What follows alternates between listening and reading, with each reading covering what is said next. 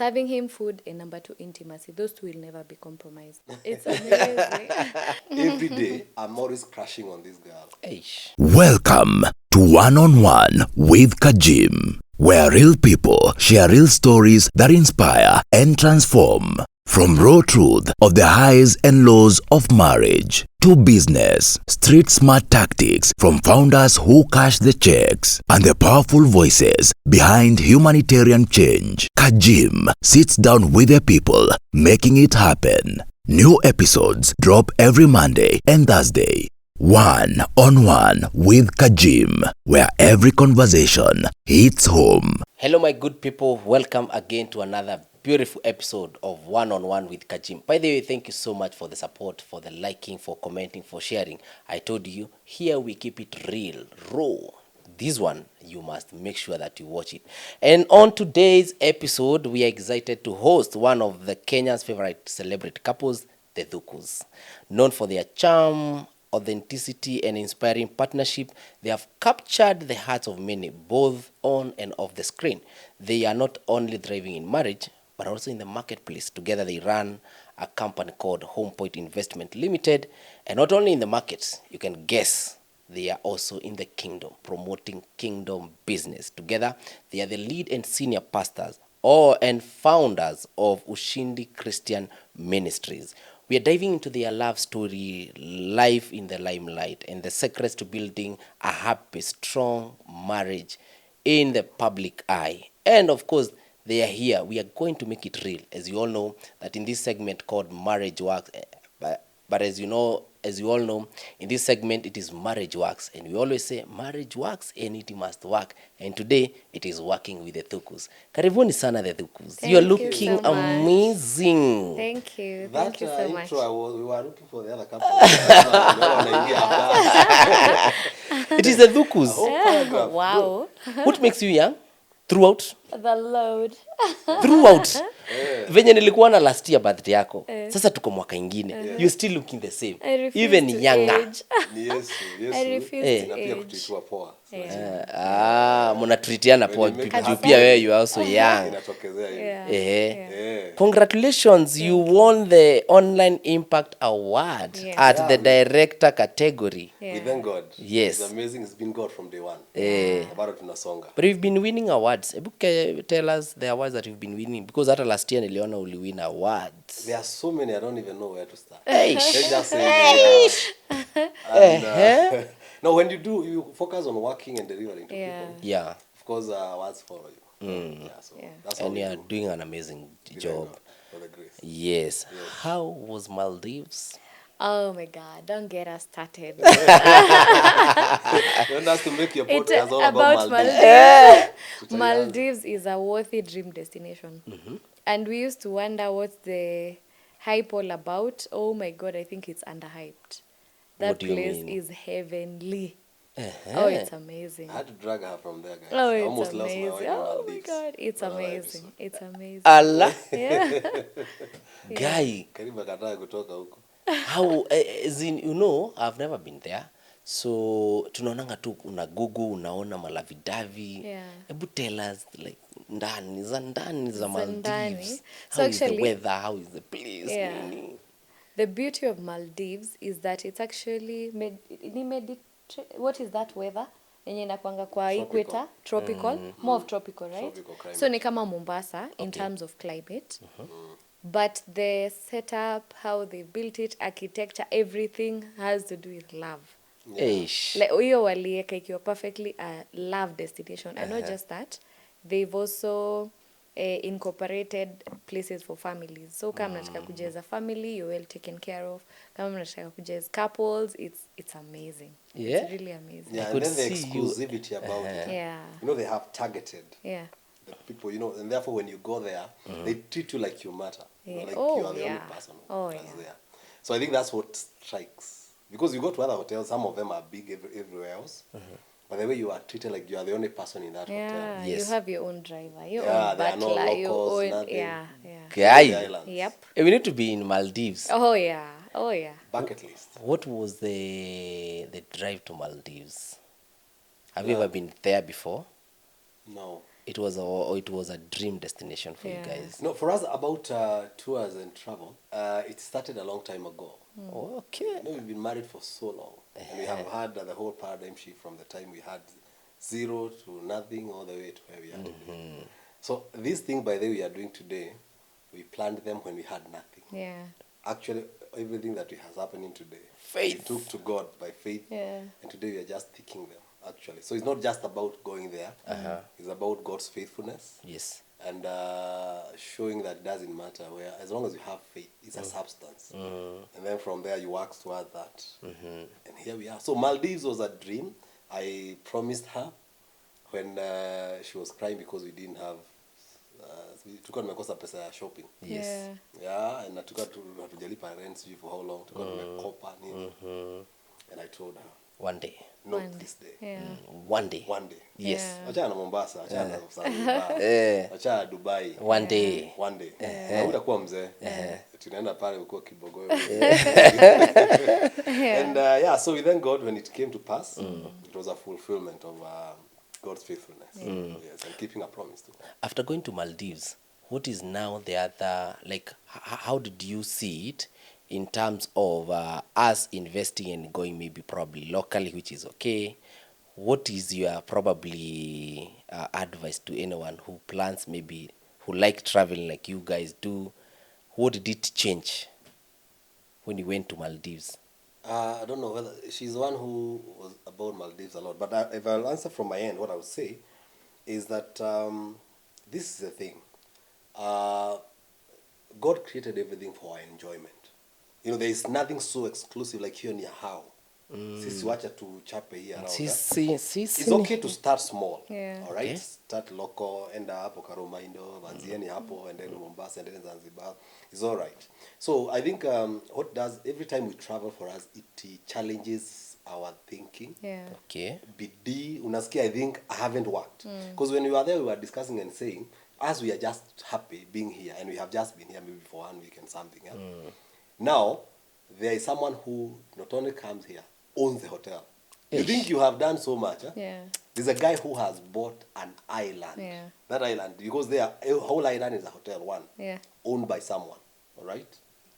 So, even if you are thinking you have gone so far, you Bado. come home realizing there's so much to do. Yeah. There's so much to accomplish.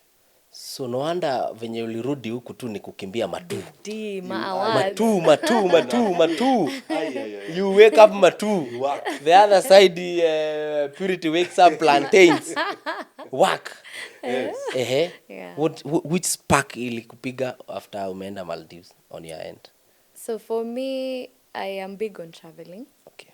And one thing we've come to learn for a fact is that traveling is like, or rather life is like a book.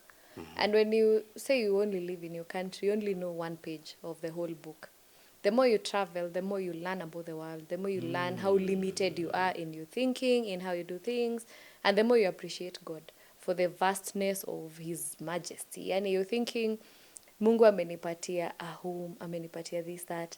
But as you travel, una realize kuna mtu ana own a private jet, kuna mtu ana own an island, as he's saying. Yeah. And it also helps you dream big. Yes. Because traveling is, and it also helps people bond, yeah? Absolutely. Because it's exclusively just the two of you, or it's exclusively your family, but elsewhere, it increases the bond. Eish. Yeah. Talking of which, now you've said that you've been married for this long. How long is the long that you're saying, and how did you guys meet? So we are on our second decade of marriage. Eish. Hey, my terminology, let me tell you. Yeah. Are you ready? Are you ready? Are you ready for terminologies? And how we met, we were one, very young. Number two, we had nothing but dreams. Nothing but dreams. I think we were one of the brokest couples who ever met.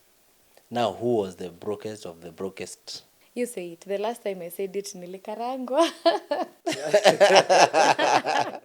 Because I believe kuna ule mwenye anakuanga mpoa kidogo. Watu waliuliza, wasichana, huwezi toa pesa na unyenyekee. Yeah, we had a show somewhere, and then we were giving our story, and that walimwendea. Yeah, but you see, our stories doesn't define where we are today. Yeah. That is it. So, yeah, when we met, I think I was a student, and it's good to mention we met in church. Yeah. From us, from day one, it's been God. Wow. So we met God first, and then we met serving Him.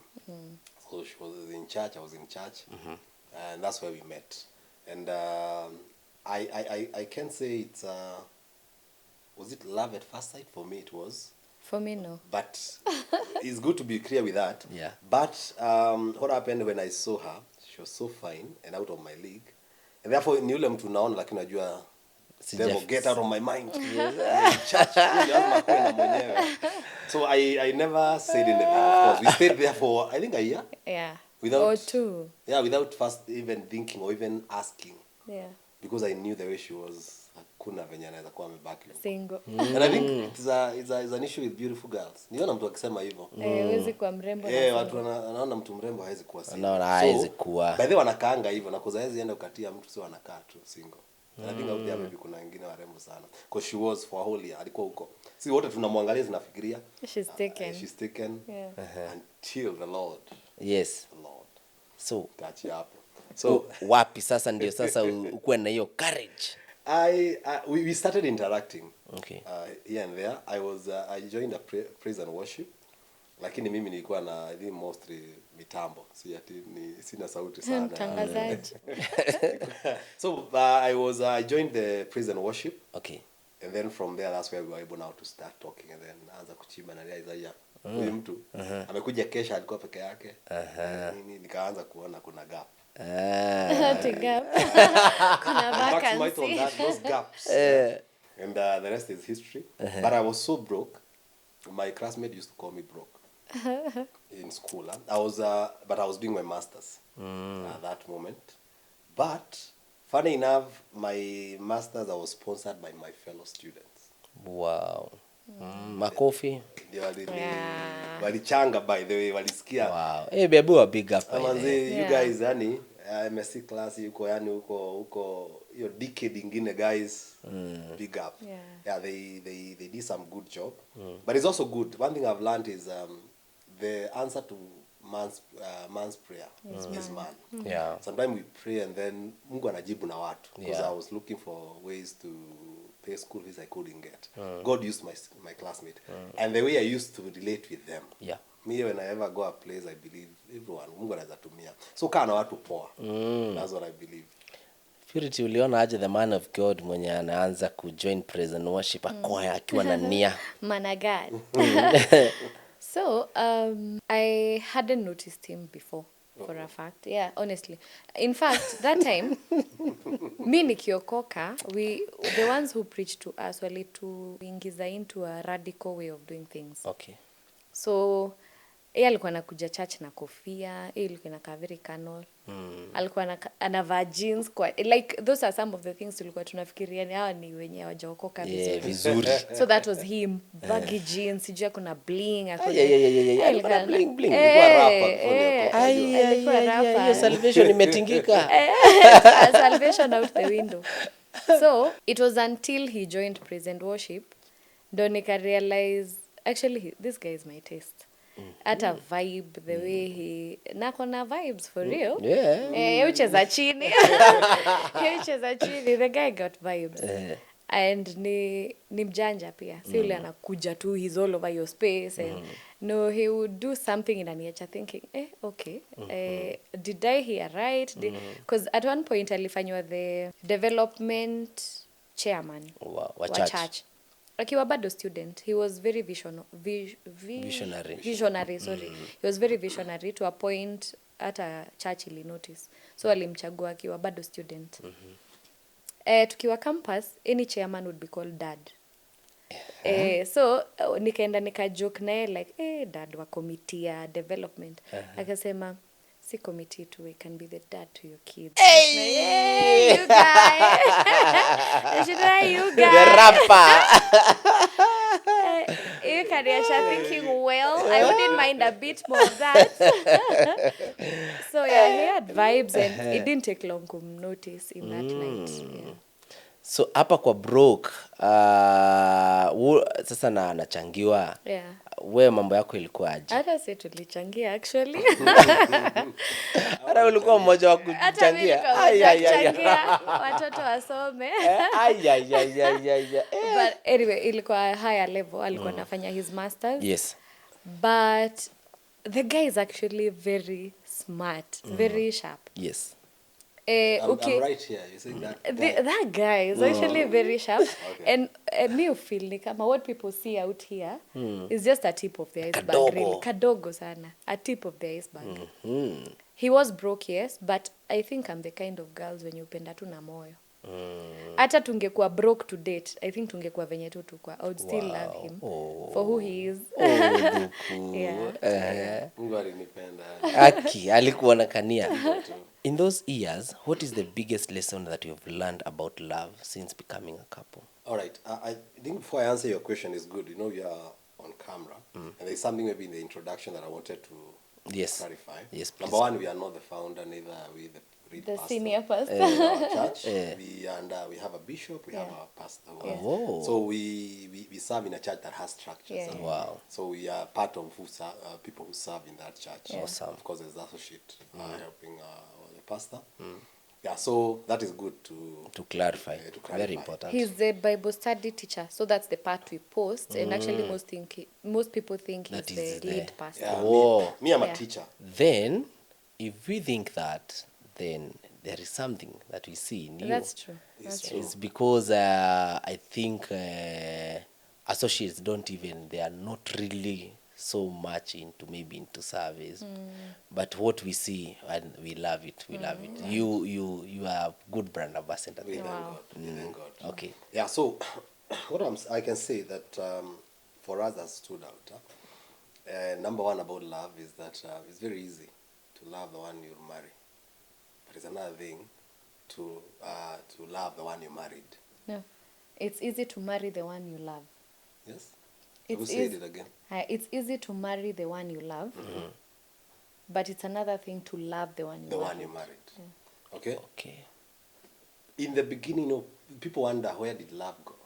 You know, the biggest flex is loving the one you married, not marrying the one you loved. Because people say nilioa ule nilikuwa napenda, then what happened? So love is continuous. Love ukolea. I don't know. It get deeper because love is more of a decision that you make daily. That you wake up every day and you do it again. It's not about yesterday's love. It cannot carry you today. And for us, I think that has been a daily thing.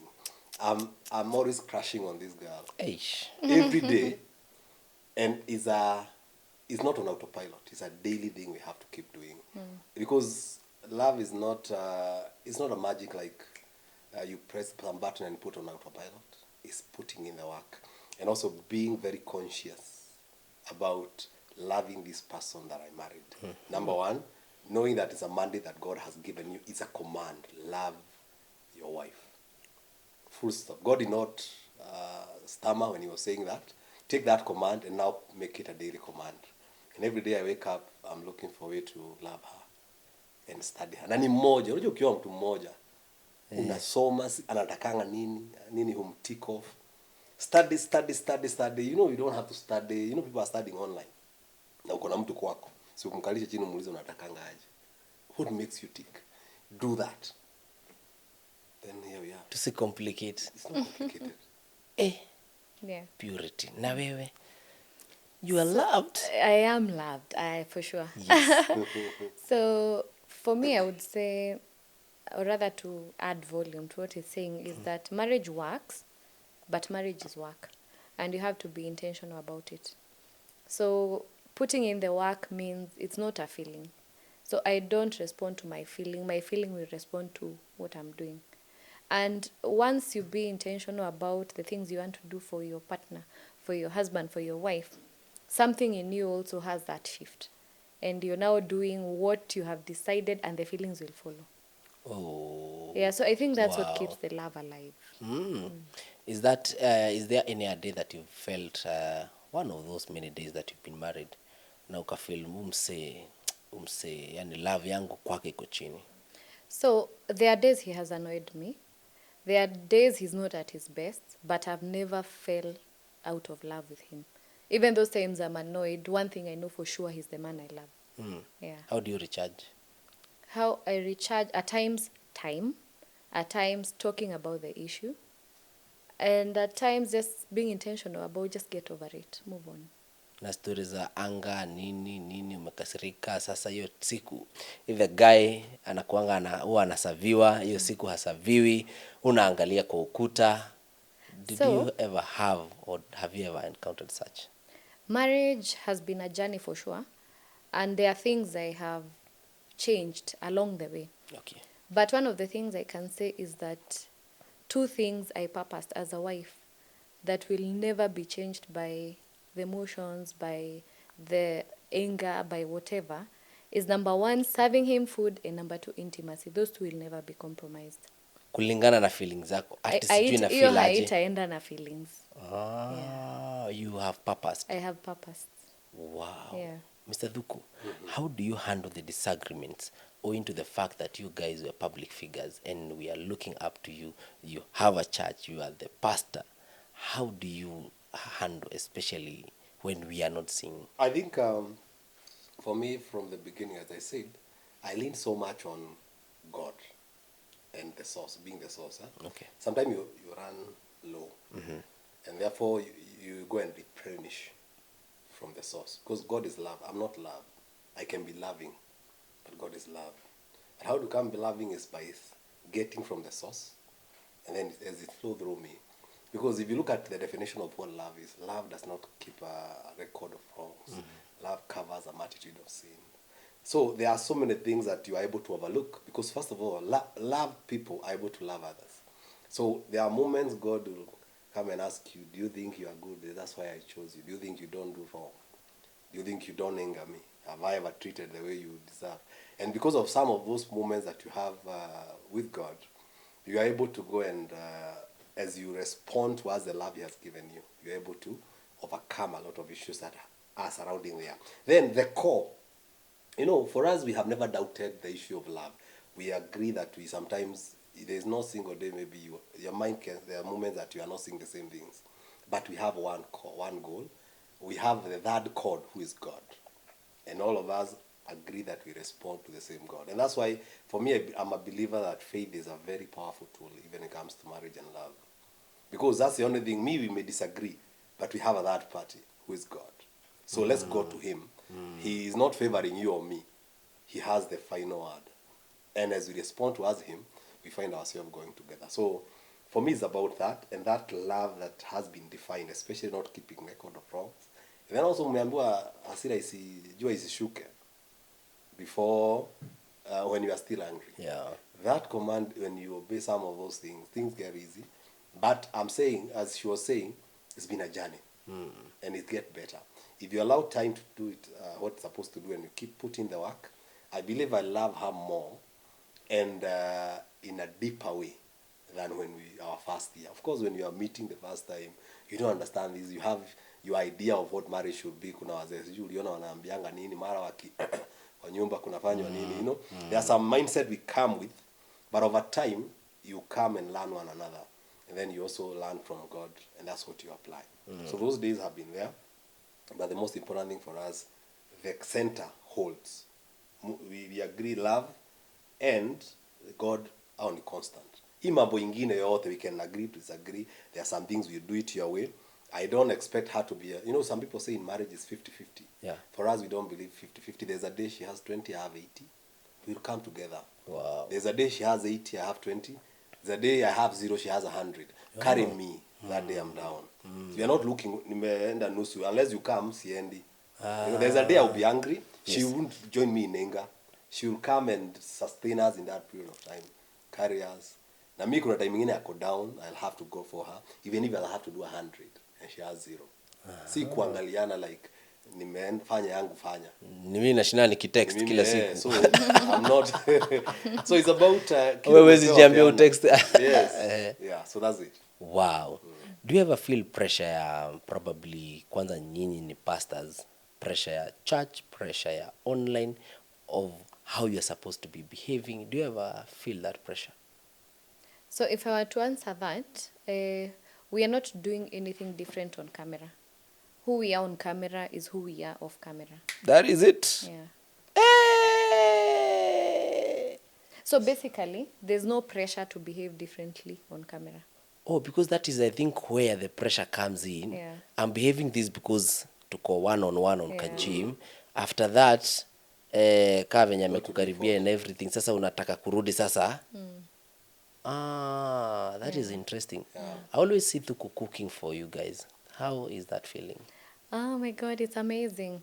Every once in a while, he'll decide hata wasichana wakazi watoke kitchen. Everyone today, I'm the one cooking. And the kids love it. At times, we send our kids and the girls, ushago. It's just the two of us. And oh yeah, every often. Try. It's amazing. It's For how really long? amazing. For maybe, it depends. If it's over the holidays, at times they can go for a week. If it's a weekend and they want to spend at shows, they go from Friday to Sunday. And every once in a while, when we're just the two of us, I have some of those sessions where he'll just cook for me, serve me in bed, and it's amazing. Oh, Yeah. Mr. Thuku, you are that romantic. Oh, he Marriage is is. He It is. works. Guy, Yeah. ever tell me, like this time, like wameenda, so that time it is time for you to maybe remember how you guys met, like boyfriend and girlfriend. That time hata mfikiri mambo mingi. And not just remember. You know, there are times, like now, say for example, there are things like you look back at my wedding, yani nilifanya tu kienyeji. Hata nywele inakanganika ilikuwa blow dry. So there are things I wish, if I would redo my wedding, I know I would change 1, 2, 3. So when we look back at our dating years and the things we could not do then, we can do today, we have a way of revamping. Every other time, we are just the two of us. Oh, I Yeah. now get Yeah.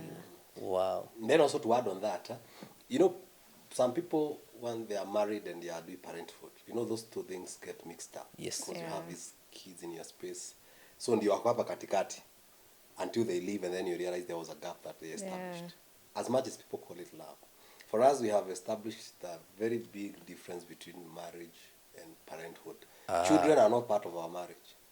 They are part of a family. Marriage is made Marriage up of is two for people. two people. It has no Husband children and in wife. it. Marriage, even if you don't get children, you are married. There's a Yeah. marriage working, Yeah. right? So for us, we do marriage separate from parenthood. Parenthood. We have a family that has children, okay? But at the end of the day, we don't want to lose it in the service of these young people. Yeah. We love them, we give them their time, we have our time. They even have to understand. There are moments, even when you go to a holiday, sometimes we take them. There are moments they also know we can go for holiday, the two of us, and they are not entitled to it. It's our time. And you make it so clear. It is clear from the They beginning. know, They know. actually. Yeah. Even there are moments you come to the house and you tell them, Mom and Dad, today are tired. They need to rest. Maybe you have spent the whole day and night, and they understand that they will play, and then we will join them when we have rested. So because of that, because some people, you know, they do marriage, parenthood together. It's all lost there after the child. Huh? Then until the children have gone, then mnabaki, you have a stranger. Mlikaa mwaka mmoja. That's the only time you are together. From there, mmekufikiria you have a marriage. Kumbe ni watoi. Wameondoka, you have a stranger in your house. How do you start? And also to add on to that, you have the same time to do both. You're not growing any younger. Say you're married and these are the prime years of your marriage. Yes. They are also the prime years of parenthood. Now, some people do parenthood and then wanafikiria watarudi kukua, just the two of us when the kids are gone. But by then, so much has changed. Okay. You're way older. So much is not working the same way it used to when you were young. And that's why you need to keep in touch with each other, just the two of you, so that also as you age, you realize the kind of changes that are coming along life. And if you're able to establish that balance, even parenthood becomes more effective in how you do it. Yeah. Yeah. Research has it that, especially from last year up to now, the divorce rate is so high. What do you think is the root cause for divorces in marriages? So number one, times are also changing. So with time, the more people are empowered, and especially now they have a voice, there's a lot of activism going on, and godliness pia imepungua. Now the obvious outcome is divorce, because we all know marriage is work. And as the generations inaenda zikisonga, let's be sincere, sahi Gen Z wako na challenges zao. entitlement. Yes. Ukiangalia marriage is a lot about sacrifice. Sacrifice and entitlement don't go together. And if they are not well taught in God and rooted in God, Yeah. kuna mambo hawata realize that don't change with time, especially what God put in his word. They don't change with time. A wife submitting to a husband is not about time. It's not about that was millennials. Ama that was baby boomers. Now So are you guys? Sisi, we are a different generation. Oh. So it will not work if it's not rooted on the word of God. And that's why even us now, we have to be very intentional about training our daughters, training our sons in the way they should grow up according to the word of God.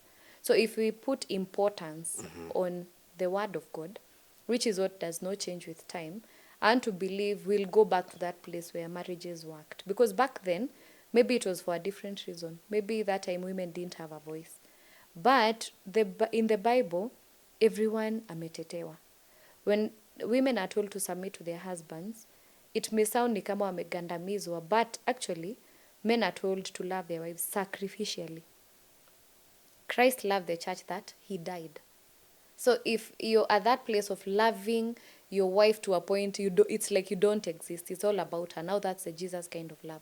But now, unfortunately, with the activism kind of doing things, So kuna kila maandamano mtu mpaka kwa anajitetea. ndoa. Kuna maandamano mpaka kwa ndoa. Activism. So one thing about rates za divorce kugrow pia ni kupunguza the voice of the word of God. Pastors, we are dealing with these people every day. Yeah. What are the main issues that they come telling you? I think the issue is, people, everything is, as you are saying, is changing. And even the word of God, kuna venye imewekwa mahali sasa inajaribu kuangaliwa. We are taking it like a buffet. Okay? Take hii part inatubamba. Tell us how we make wealth. Hii part ya nini hebu itoa. So they are serving a buffet. Nataka hii staki hii. And that's what have been happening. So there are people who even find God somehow chauvinistic. Oh. Yeah, like, why is he telling me to submit? And because for them, in their understanding, submission means being subjected to someone, or someone becoming your boss. Or something like that. Makandamizwa. Men being told to be to love sacrificially, or people being submitted to them, they think they are the bosses. Okay, but you see, the ideal that Jesus gave us is that actually, when you are the one who is in authority, you serve more, you give more. Right? So, because of that, because for me, one thing I believe about marriage it was not a man's idea. It was God's idea. But now we have taken it, experimented with it, tried to put our own ideas. Nowadays, you go online, people will write a whole paragraph, therefore, about what he think about marriage, what he has discovered, but there's nothing new under the sun. God established marriage, and he holds a blueprint up to now. For any marriage that is working and thriving, God must be at the center of it, because you need to go for supplies.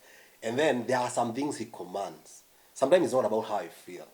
All right? If the Bible says marriage should be honored by all, it doesn't mean man should be honored or the woman should be honored. Sometimes I'm not honorable. Sometimes she is not honorable. Okay. And that's why the Bible does not say who. It's the marriage. The institution itself is sacred. So when people are not taking that institution as sacred, then they are depending on their feelings, and also the society is shaping how they respond towards marriage. So for me, I do believe, as people are coming to me, the biggest issue is people don't want to follow the blueprint that God established. We want to do it differently. Nani is doing it differently. And we are not helping, especially as now couples who are online.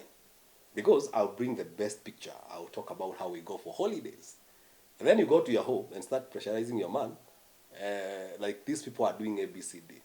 Have mentors in life who you can see both sides. Maybe, I may not have a video of us disagreeing with my wife. Understand the online sometimes is not everything that is there. Okay. Have people who are real people, who are thriving, who has gone ahead of you. Get to go to the ground and understand the dynamics that are there in marriage. So that isikuwe ni online, unifanyianga hivi, nani anafanyianga hivi, nini. Get to know that there is reality. And that reality, as long as God is there, challenges will be there. The rain may come, but if you're established on the rock, you are going to stand. Do you feel like so many marriages right now, what is holding them, it is wealth and money? Absolutely. Holding them for a minute. Because it's sinking sand. Mimi siwezi kuwa na mtu mwenye hafanyi. mimi nataka gari, nataka kujengewa, nataka kufanya nini? How do you tell the people who are in the couples about this pressure? Yeah, I think Wewe mlikuwa mnasoma na huyu, sasa ona anaenda na how do you how do we navigate this? How do we balance this? Because money pia hamwezi enda Maldives bila pesa pia. True. But hatu kuanza kwenda Maldives. Yeah. You build together. And I think the most important thing, the Bible says this, that where there is unity, God commands a blessing. Oh yes. So when you start together, because the core, God gives us love to be the core. And then from there, he wants to build from the ground up. So if you are not ready for the process, you are not getting the product. So people are so, because a car, where do you get a car? You look for money, you get money, you buy. The process of getting that money, people don't want to do it. Right? Ukiona vielea vimeundwa. So if you are going to Maldives, also get the story. There are times tulikuwa tunalala njaa. There are times hatukuwa na fare tuna. It's a long story of the things that we didn't have. So when you see people reaching a place, also want to understand the process. Because even the word of God promises the end from the beginning, yeah? But the process in between, that's where the issue is. All right? Okay. And now we are living in an age where mambo yote ni chap. No one want to line up in the bank. Ni ATM ama kwa simu. Unazivuruta. All right? Everything squeezed in digital. Then they think also life, you can digitize it. It won't happen. Nataka hii kasi hii staki. Kama si hivyo, yeah. Anataka mtu ameundwa. And then when you are taken as a property, because if you become one of my acquisition, if I have everything, then you are part of my acquisition. As buy a Range Rover, I get a garden. So you come there as a property, then you are mistreated. Prit, what's your view of these maybe some ladies saying that mimi hiyo story of starting from scratch, hiyo nayo sio mimi? What's your view about maybe some of the ladies that probably whom we have seen commenting such things and saying they cannot be the ones who are building from scratch? Mimi as long as akona pesa, we start there. So basically what they are talking about is not marriage. So wasi mix issues. What you want is a car, what you want is a good dress, what you want is not marriage. And you can get it somewhere else. And you can get it elsewhere. Hey, yeah. So if it's marriage that you want, the conclusion that makes it is different. It's first of all humility. It is building with that person, because kama mtafika mahali and you enjoy with that person, it is because you are part of the journey. That's deep. Yeah. So what they are looking for is not marriage. It's not marriage. It's not the thing called marriage. No. Ni vitu, ni mali. Na mali pia, as he's saying, there's a way of getting there. And you can even get there without Without, yeah, exactly. Marriage is not the way to wealth. You're mixing issues. What is your favorite thing that you do together off camera? Favorite? Traveling, for me.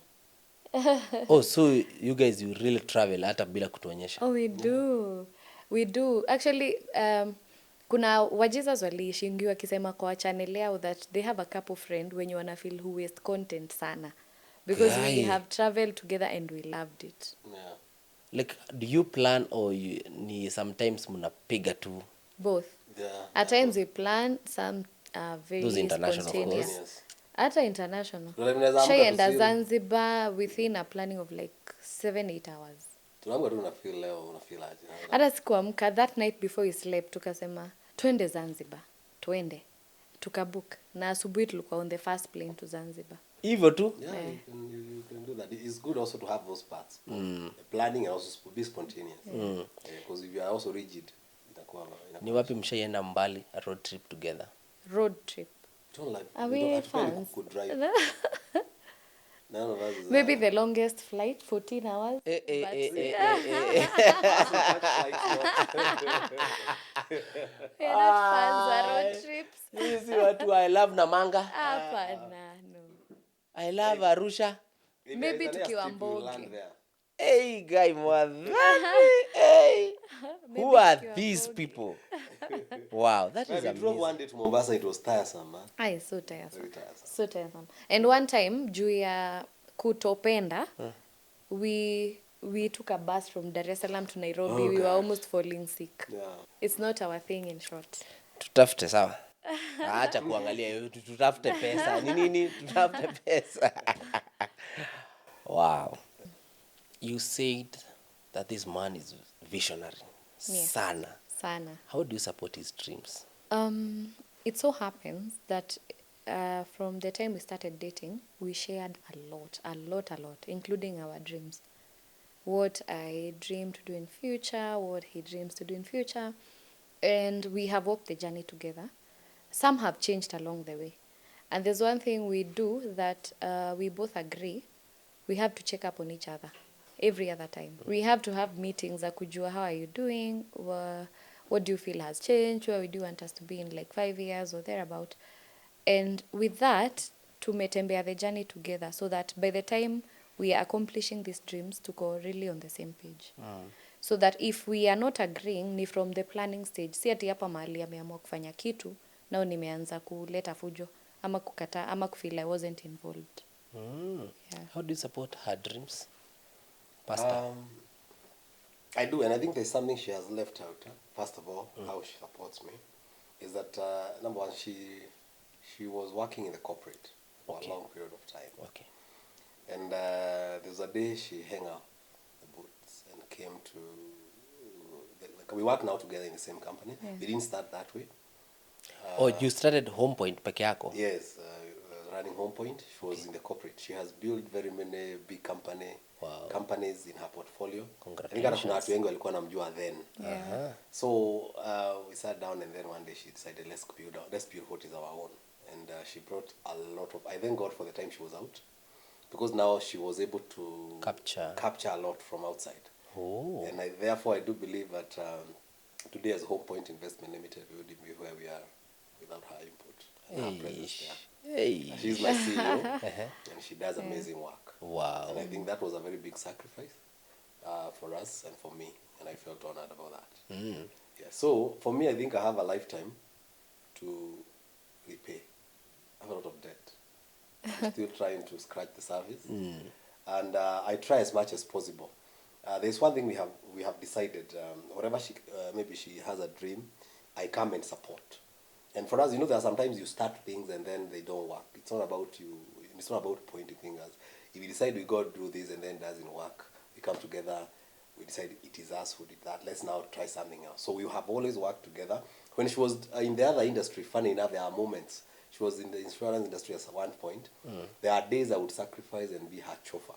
Ungenipata mimi ndiye driver pale nikimdrop mahali. There are people actually who used to meet and they knew me as a driver. Aija. And then Hawajui wewe ni wewe mtu. So I'll be there. Sometimes some people are available at night. She has very late night meetings. Yeah. I'll be there to drive her, take her, and then bring her back home. So anything that she has had to do, we always support one another. And at the same time, people used to think she work in our place. Because if you have events where she required to be maybe title issuing ceremonies, she'll be there. Yeah. And fitting in there. Yeah. If you have your own things, you'll find me there. Ulikuwa unaleta confusion kwa crash wewe. Yeah, so we have always supported one another. Yeah. Talking of which, now you've said that you guys have meetings, not dates. Meetings. How do you plan money? Because from what we have seen, the issue of priority, the issue of planning money, unataka mnunue V8 leo na maybe Thuku anataka ameona shamba ingine, Matu anataka ameona venye anaweza ikata. Na how do you take us through the planning? How do you personally plan about money? So there's something you've mentioned which actually itapea direction to my answer. Like let's say ameona shamba anataka kununua na mimi hapa nataka 1 2 3. So when it comes to the work hierarchy, he's my boss. So if he's making decisions based on the company, yes, we'll have a meeting, he'll give us direction, but we don't mix work money with home money. A company runs on money. It has a budget. Yes. And there are things as the director, the overall of the company, he will give direction. So on that one, we may not really haggle on whether atanunua hii shamba or not. I will give my input. Tutaenda tuione. We'll do the negotiations. But that one is clear cut. The other thing is that when it comes to now home, we understand our home budget. And we allocate money for that. But he also gives me an allowance. Like my own. Iyo to me, I don't even want to know how you get to use allowance? it. Oh yeah. Per month? I am on salary. Like ngapi hivi? Yes, I am on salary. And sasa hiyo ni yangu. Nikiamua nita invest, nikiamua nita shop, nikiamua nitajibamba tu niende massage, nifanye whatever, that's mine. So that's how I think our lines they are not blurred really. So we hatutajipata tunavutana hii ilifaa kwenda hapa, hii ilifaa kwenda pale, it's clear. So don't mix money with emotions. Yeah. Money has nothing to do with emotions. Yeah. Yes. How do you keep the young Thuku alive? The boy in Thuku alive throughout. Like unasikia girls are wao wanakuanga na nini zao. Unasikia anaenda massage, anafanya nini? How do you keep now? Do you pay yourself to start with, number one? And how do you keep that Thuku ule Thuku si married Thuku kijana? Number one, for us we have that everyone who works must get paid. We all get paid. Yeah. Yeah. And so therefore I have my pay, she has hers. And also I don't like nimulipe then you expect that the amount of fire shopping here home. That's also something very different. This is my duty. And if she decides to buy something for home, that's her volition, not it's her responsibility. So we have been able to separate that. But above all, me personally, I think we have our lives so entangled that most of the things she's doing, I'm also with her. Yeah. Oh, wow. And because I think most of the things maybe we do that maybe sometimes nasema bila yeye maybe kwenda gym. Lakini also unajua bado yeye ukua. Maybe our times hazipelekani. Maybe I have a meeting za evening na yeye mimi napatikana mchana, so I'll go to the gym. It's about church because we serve even during the week. People maybe kuona watu watatembelewa nini. We do most of the thing and tukua together. It's sometimes I feeling maybe kuna part mingi sana ni ngumu nipate. Ni mimi tu na. They have never met you like nafanya ukiwa peke yako. Yeah. Even for the events that have been maybe Sundays ndio unapata maybe evening maybe sisi tunakuwa na meeting maybe za leadership ya church. So even if maybe uko na event Sunday hivi utapata ni yeye maybe tumetuma ama tukuje late cause alibidi aningoje. Kama kuja late inabidi akujange mbele. Wow. And join later or something like that. Yeah. Wow. Yeah. What's the funniest or most unexpected thing that has happened to you as a couple? Maybe being robbed. Is that funny? Oh, guy. It was fun. Oh no. And was that It was unique. guy? So because there are many, I would still say traveling. But for me, the funnest for me was Maldives. Because you've been robbed. Oh yeah, it was nasty. Oh, for me, sorry. For me it was traumatic. At home? At home. Barabara? No. Tukamwagiwa mafuta nini Petrol. Yeah. Tunawashwa. What do you mean? It was nasty. They broke the window. Actually, I had seen that in a dream, like 2 months before. And I woke my hubby up, nikamwambia, we need to pray. Na watu wakizunguka our house. That time we were renting our compound. It was an own compound. Our bedroom had 2 windows. One by the bed and another one uko kando. So, nikaota naona people there wanazunguka wakitafuta a weak link kwa windows waone mali wataingilia. I woke him up, we prayed, we were not clear with what it was about. But 2 months later, that same window wakavunja, wakamwaga petrol, and now they were asking for things from there. Leteni simu, anawapea simu, leteni pesa, anawapea pesa, leteni laptop. And they were just harassing us from that point. Now, wanashinda wakithreaten, watawasha nyumba. Na watoi? Watoi hawakusikia. Yani, Again, for us, we had a 2-month-old baby. we had a 2-month-old Alikuwa baby. hata by then Hapo tu katikati ya karibu. wezi na sisi. Yeah, so at one point wakasema sasa leteni TV. Kasema imefungiliwa. Sasa fungueni. So kukakuwa na confusion, wengine acha wasifungue, wamepiga nduru, tutakutwa nini hivyo. They left. So for us, we were saying kama hatukuomba that time, maybe what was planned was worse.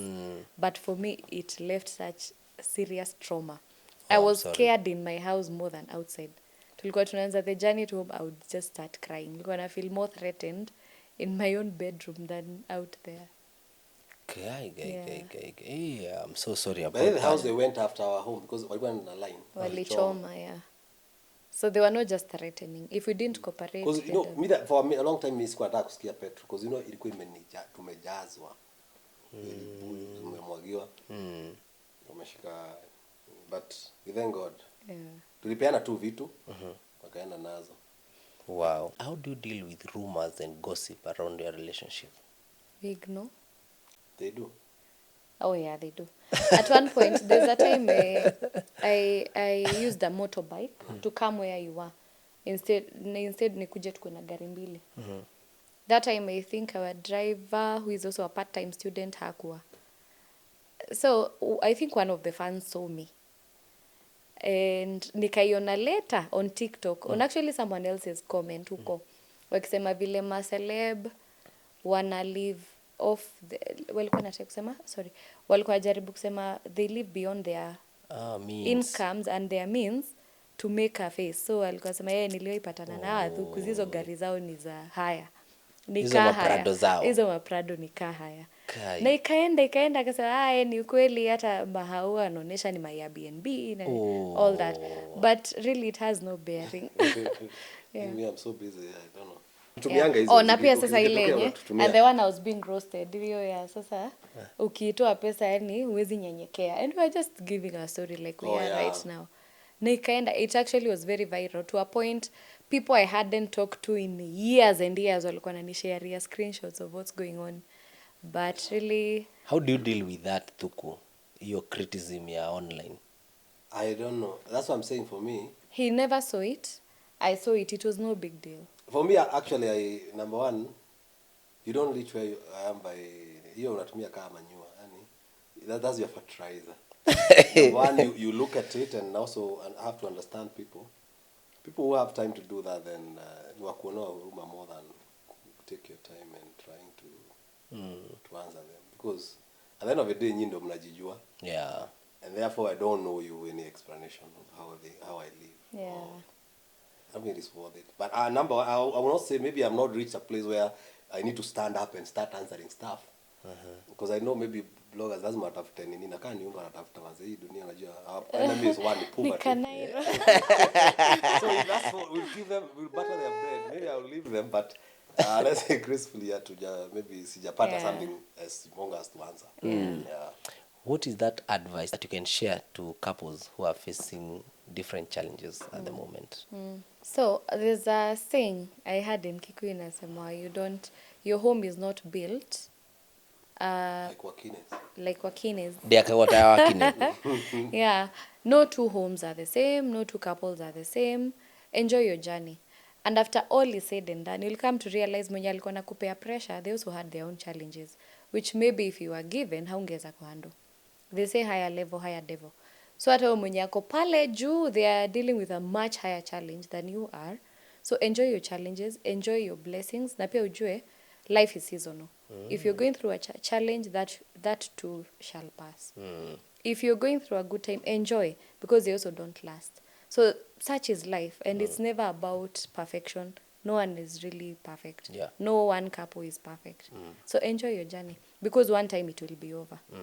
You know, at a marriage, and you are one forever, there's what puts it apart, which is death. So because everything will have an end at one point, enjoy what you have today. At the moment. Mr. Thuku. Yes. What can you tell that young man who is trying maybe to impress na maybe kufanya vitu ndio onekana is the man in a marriage, and in so doing they find themselves into challenges, into loans, into debts, into I think being the days I've lived, I've realized the futility of any advice and anything that you can tell someone to do without God. And therefore, for me, I have this concrete foundation, because one thing I've realized about life, things don't go wrong, they start wrong. People see things happening somewhere and they think you changed, you got money, you changed. No, nothing changes you. It's what was within that came out. Yeah. So foundation is the key. How did you start it? Don't overlook foundation. Pay the cost. And there is nothing like luck. You say you are lucky. And the number of people have interacted who are successful, be in marriage or even in any other life, even in business, it's hard work and being smart and learning and enjoying and agreeing to go through the process. right? So for me, I do believe that foundation is very clear. You may not be very, religious, but don't depend on your own strength. You fall short, one way or another. So understand there is a process. Don't believe that there's luck. Nowadays kuna betting na nini, so zinaambia watu unaweza enda ugonge sijui nini utokee. Jackpot.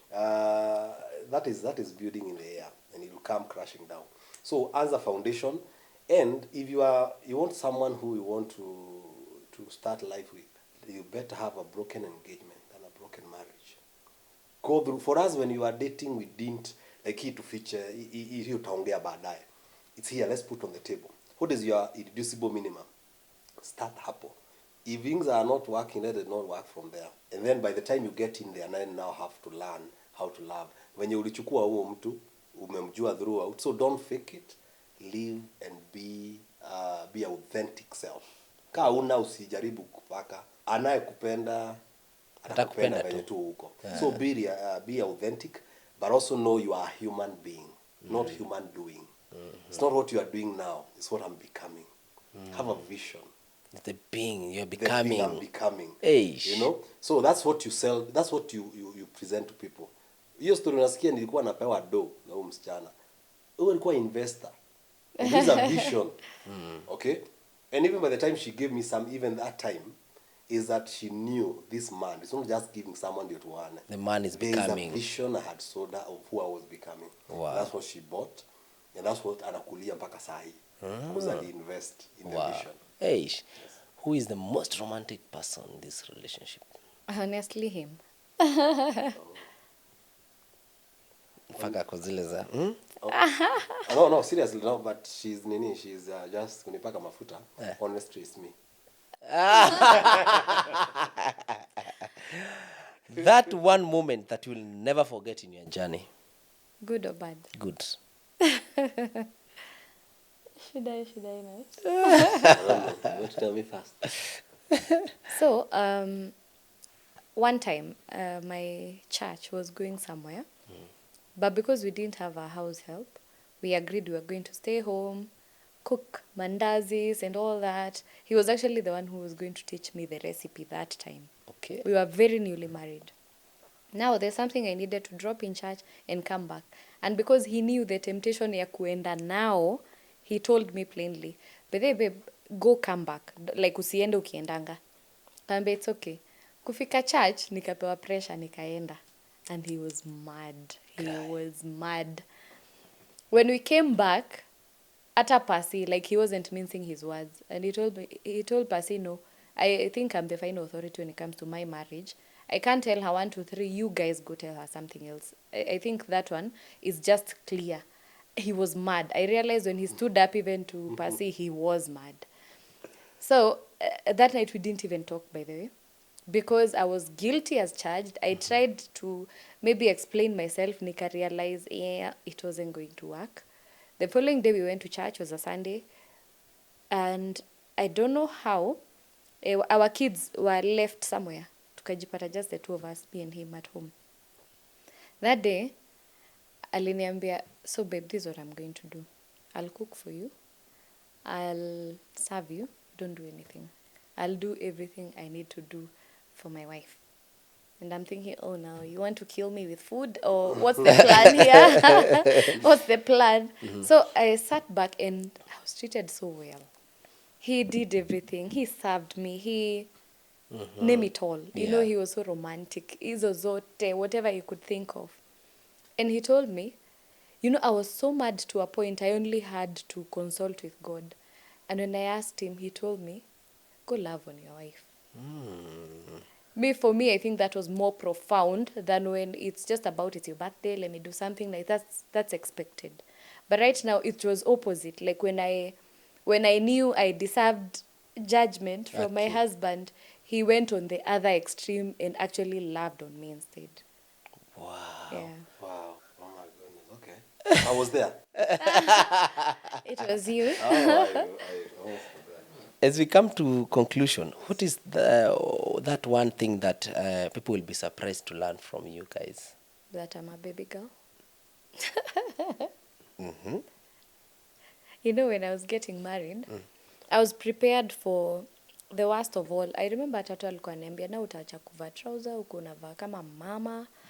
Sasa ni uchape kazi, left, right, center. You have to prove yourself to be a wife. I think that was our days.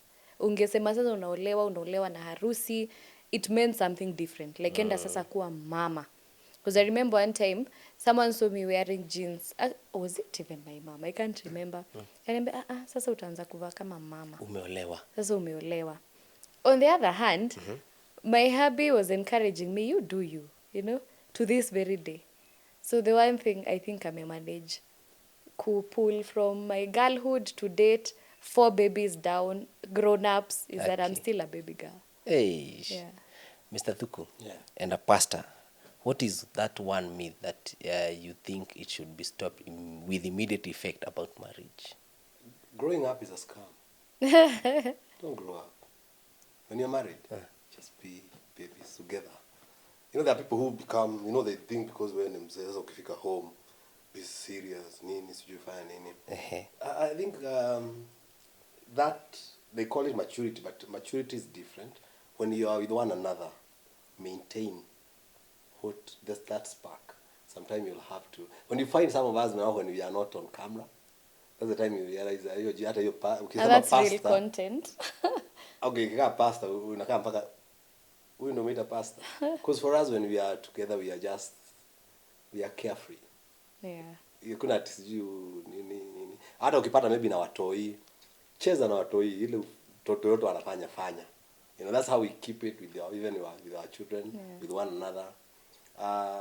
It's good to be mature, but this aspect of a certain facade of what maturity is all about, I think is a lie, because it puts a gap, because there's a kid in every man and in every woman. Na hiyo most of the time ndio ulioa, na maybe watoto hiyo ndo wanapenda. Yeah, because we tulelewa na wazazi ambao walikuwa hata akiingia kama mtu mnacheka, wakati tuko saa kwa nyumba unapata tu ni jokes, una make face, you make a lot of things, and that, I think that keeps the bond. Like my hubby at one point was asking, wazazi, okay, his parents especially, like walitupata aje? We are 6 of us, they are so serious, they don't even talk. Pukwa shinda walitupata aje, a whole 6 of us. Yeah, they are. The seriousness. So serious. Mpaka wanakankaa ni maadui. Yeah, they've never laughed pamoja. Yeah. Wow. Thank you so much, Thukus. We are encouraged. We love the honesty. We love the authenticity in you. We love the fact that you guys, you love Christ together and you're serving and you're making the kingdom look good. Wow. That marriage, haifai kukaa hivyo. As we conclude, Mr. Thuku, Pastor, what is that one thing? I want you to look at this camera and you talk to Christians, because most of the marriages that are falling, apparently, they're for people from the kingdom. Yes. What is that one thing that maybe you can tell them that walikuwa nafikiria inafaa kuwa hivi, and probably that is now what is leading to divorce? All right. So, for me, all I would say is that the book of Romans, Hebrews chapter 12, verse 2 says that we focus or fix our eyes on Jesus, who is the author and finisher of our faith. Now, that's the core and the foundation of everything we do. And when we were getting counseled, we were told, first of all, when you relate with one another, you relate with each other as, it starts with being lovers. Then, if you cannot be lovers, be friends. If you cannot be at that level of friendship, Be human. be human. You know? So there are those levels. Before you finish all going from, I'll treat you this way, from being a lover all the way, then Christ will have come somewhere and restored you. So this is what I want to say about marriage. Number one, life is seasonal. All right? Don't make decision based on a moment. You are angry, take time. You won't be angry forever.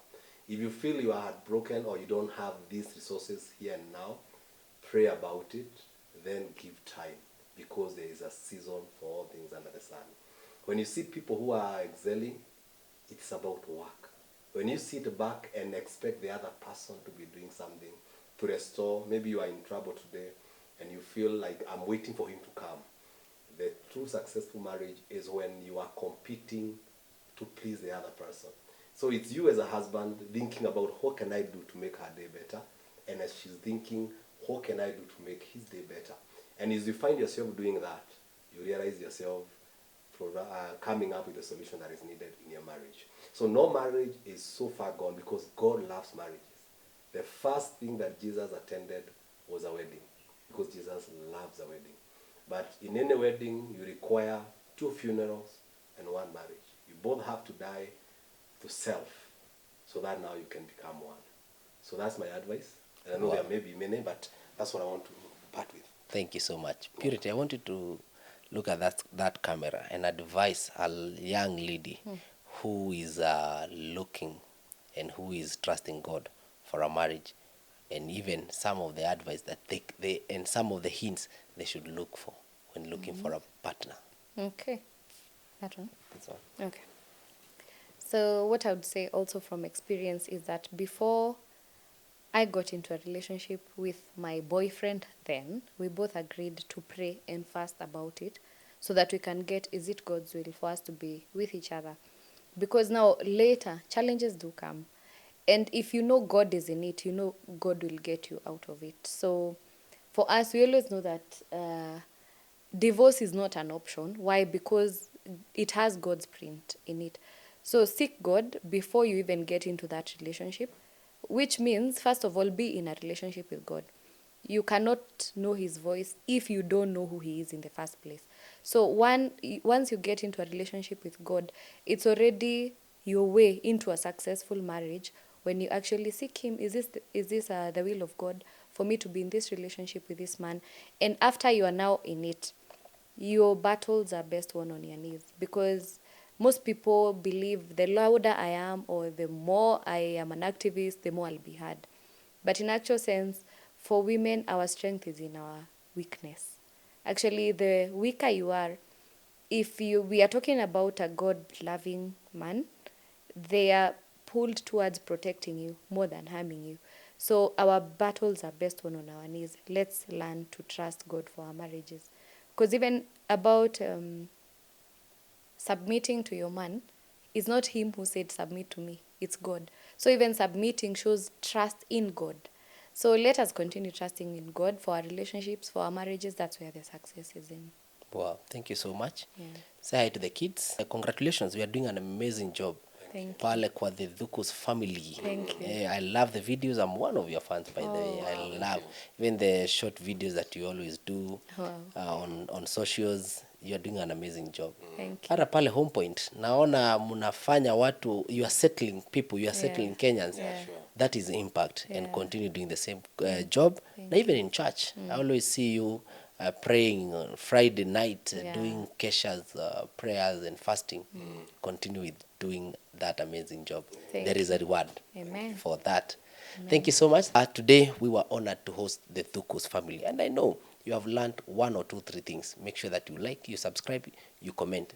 Hii haifai kuishia hapa, inafaa kutamba, iende ndio, so that if you are there and you are watching, please learn 1 or 2, 3 things. And if there is any couple that you feel should be in this channel of one-on-one with Kajim, please DM us. Andika hapo kwa comment.